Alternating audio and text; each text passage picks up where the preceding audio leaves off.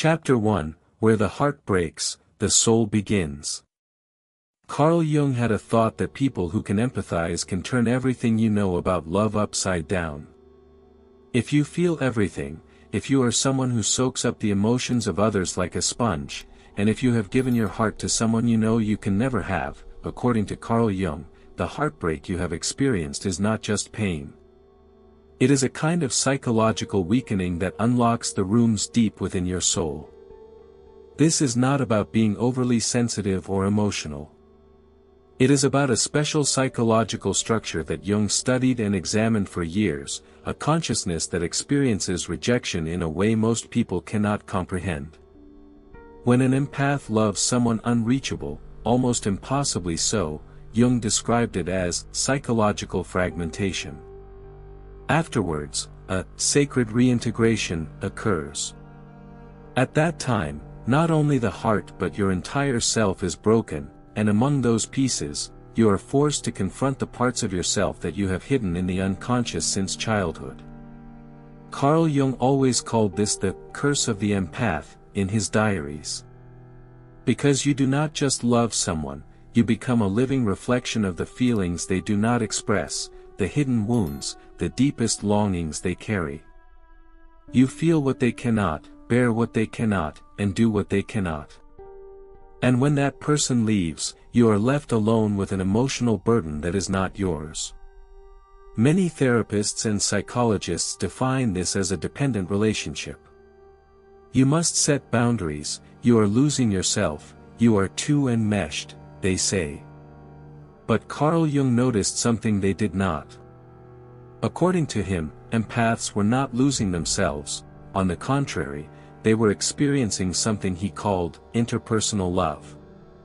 This is a state in which consciousness temporarily merges with another person, revealing both the magic and the destruction of human connection, a state where protective walls are down and the armor that most people build to protect themselves is gone. You probably wondered why the absence of the person you loved felt like losing an organ, why you can still feel their energy in your body even though they are no longer in your life, and even months or years later, why it is possible to feel when they think of you. Carl Jung would tell you that this is not a figment of your imagination. It is your empathic system continuing to process the echoes of that connection because you lowered your guard, abandoned all defenses, and loved completely openly. Such a deep and sincere heartbreak is something most people never experience. But according to Jung, this weakening is not the end of the story. In fact, it is the beginning of a period that very few people can understand. If you have been shattered by loving someone you could never reach, or if you are still carrying the emotional burden of someone who has left, stay here a little longer, because what Jung explains next will allow you to look at this pain you are experiencing in a completely new way. Chapter 2, You, Born from the Ashes of Impossible Love. Jung realized that the seemingly impossible love experienced by empaths presented something completely opposite to modern psychology's teachings of set boundaries and protect yourself. Jung did not see being this open as a weakness. On the contrary, he said that empaths have permeable soul boundaries, just like the healers, mystics, and what he called sacred wounded people centuries ago. Your ability to notice everything is not a flaw. It is a sign that your consciousness has not yet hardened, and despite the world trying to make you close off, you have managed to stay open. When you love someone you cannot have, your empathic system does not only mourn your own loss. It also feels and processes that person's indecision, their fear of closeness, their past traumas, and the internal battles that make them unreachable. Jung studied cases where empaths could describe with extraordinary accuracy what the person they loved felt and thought, even from a distance. This was not a supernatural ability, but Jung did not entirely reject it either. It was the empath's nervous system's capacity to detect emotional frequencies that most people filter out. Remember the first moment you saw them. Perhaps it was your heart that recognized them first, not your mind. A recognition occurred beyond words and logic. Jung called this empathic recognition on a soul level. Your system noticed that their emotional wounds vibrated on the same frequency as your own unhealed places. That is why the bond felt so strong, inevitable, and uncontrollable. You were not only drawn to them, you actually saw your own unreachable side reflected in them. Jung's deepest insight begins here. The person you loved was not unreachable by chance. Empaths are drawn to people who reflect their own suppressed unreachability. While trying to save them, you unconsciously abandon yourself. As you give all your energy to them, your own needs, your own love, become unreachable. Impossible love is, in fact, a mirror showing how you drifted away from yourself. Carl Jung said that most empaths develop this pattern in childhood. As a child, noticing the emotional states of those around you was essential for your safety. You could sense a storm before it erupted. You perceived the shift in the air before someone's mood broke. This kept you alive but also trained you to suppress your own emotions to protect the peace of others. Impossible love awakens that old wound, and suddenly, you find yourself realizing how long you have neglected yourself. Jung developed a concept that fundamentally changes this period experienced by empaths. When an empath loves someone seemingly unreachable or impossible, they enter a period he called the empath's spiritual dark night. This is not depression, though it may appear so from the outside. It is the dissolution of the ego on an empathic level. Your identity as the one who understands, heals, and makes space for everyone collapses when that person ignores you and leaves. And this destruction is not dependent on the length of the relationship. Jung observed that empaths were shaken even by bonds that lasted only a few weeks, or even a few days. For an empath, depth is not tied to time but to the silence between words. You touched a place in them that they themselves did not dare to see. They touched a place in you that you had protected for years. And when they leave, it is not only a person who departs, a belief also dies, the belief that if you love enough, they will stay, the belief that pure love is enough. Haven't you experienced this before? I want to see your thoughts in the comments. But Jung also carefully observed the process that follows this death. Empaths devastated by an impossible love enter a period he called forced individuation. Most people gradually separate their identity from relationships. But for an empath, this process occurs all at once, in a shocking way. You have no choice but to find yourself because the mirror reflecting your value is gone. You must now learn to contain your emotional intensity within yourself because there is no one left to carry that burden. You must now discover who you are without being the one who understands, waits, or hopes. This process can truly feel like death. There is a saying, it's like death, but no one dies, and in a psychological sense, that is true. The old you, who loved without limits, dies so that the new you, who loves wisely, can be born. Jung called this the phoenix process. But most people cannot complete this transformation because the pain of staying open and broken is unbearable. They find escape routes, new relationships, addictions, spiritual refuges. They try anything just to avoid feeling. But those who dare to live the breakage to the end, empaths who patiently witness their own shattered state, emerge from this process through a transformation that Jung called one of the rarest gifts of human consciousness. Now, you can feel everything, but what you feel no longer destroys you. You can love, but you do not lose yourself. You can understand others' emotions, but you do not sacrifice yourself to heal them. You can hold space, but you no longer ignore your own needs. And then you understand, being born empathic becomes truly sacred only when you first serve your own wholeness. This is not something learned from books. It is a painful but enlightening lesson learned when you love someone impossible and realize that love will not save you. Chapter 3, The Secret of Not Forgetting, The Return of Your Soul. Carl Jung noticed one more thing that explains why you cannot forget, why no matter all your efforts, you cannot get that person out of your mind. He discovered that empaths form energetic bonds with the people they love, invisible yet psychologically real connections. According to Jung, these are not metaphors, they are structures truly existing in the collective unconscious, spiritual threads. When you love someone as an empath, you attach not only to their personality but to their soul. That is why you still feel them. Why do some songs trigger physical reactions?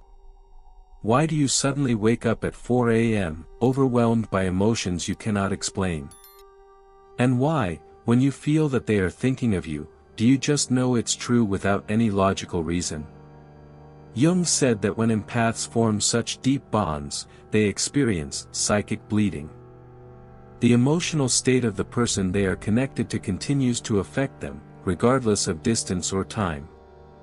This is a pain that non-empaths can never understand. Most advice to forget suggests keeping distance, distracting yourself, or avoidance. But according to Jung, for empaths these bonds cannot be dissolved through avoidance, they can only be resolved through conscious transformation. You must learn to accept the bond, honor what it represents, and call back the energy you sent. This is not about not caring about them. On the contrary, it is about reclaiming the parts of your soul that you gave to someone who could not carry them. Jung had a practice he shared only with some of his students, bond awareness. He instructed empaths to visualize these bonds during meditation, but not to cut them violently, to transform them. Imagine the bond as a golden thread, a bond that honors the connection but no longer drains your energy. Bless the journey of the other, and release the expectation of being part of it. Accept that you can love at the soul level forever, but your paths may not cross in human lifetimes. This allows you to develop sovereign boundaries while preserving your empathic nature. Now you can feel the connection without losing yourself in it.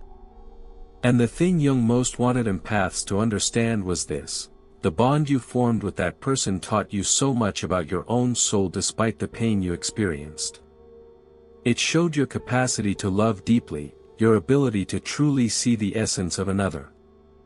The destruction you felt did not come from loving wrongly, it came from giving your love to someone who could not carry it. Your love was not wrong. The receiver was simply not ready. If you still feel attached to someone gone, if you still notice the invisible threads pulling your heart, Jung called this letting go. And sometimes, simply naming what you are ready to release is the first step in reclaiming your power. Jung also studied empaths' relationships with traumatic bonds. When an empath loves someone unreachable, not only is their heart broken, their soul is wounded as well. He called this compound soul injury, because that rejection reopens all the feelings of abandonment suppressed since childhood. That is why the pain is disproportionately intense according to the situation. In fact, you are grieving not just that person but every version of them in your past, the unseen, inadequate, too much versions. Jung noticed that most empaths grew up with emotionally distant parents. These children learn to read the emotional atmosphere around them like a microscope to survive. If you sensed your mother's anger before she expressed it, you would change your behavior to stay safe. If you sensed your father's disappointment, you became the person he wanted to avoid rejection. And thus, empathy turned into a survival skill to earn love. This creates a pattern in adulthood: love becomes synonymous with effort. Affection becomes something to be proven. It becomes a reward earned by transforming yourself. Impossible love reactivates this pattern. The person you encounter is a copy of that model from your childhood. Their unattainability mirrors your parents' unavailability. They give you just enough hope, but not peace. They show depth, but when you approach, they withdraw. Your empathic system is conditioned to the belief, if I love a little more, if I endure a little longer, eventually I will receive love. But in reality, according to Jung, you are not trying to heal them, you are trying to heal your own childhood. The struggle to make them choose you, see you, stay with you, is a silent letter written to the parents who did not choose you. Impossible love is playing out the same story with a different person, but this time you want to change the ending. Jung called this compulsion to repeat. He did not see it as a disease but as the soul's attempt to heal itself. The unconscious keeps bringing you the same lesson until you learn it. For empaths, the lesson is painful but clear: you cannot heal someone with your feelings. You cannot convince someone to choose you by understanding them. And you cannot change someone despite your love.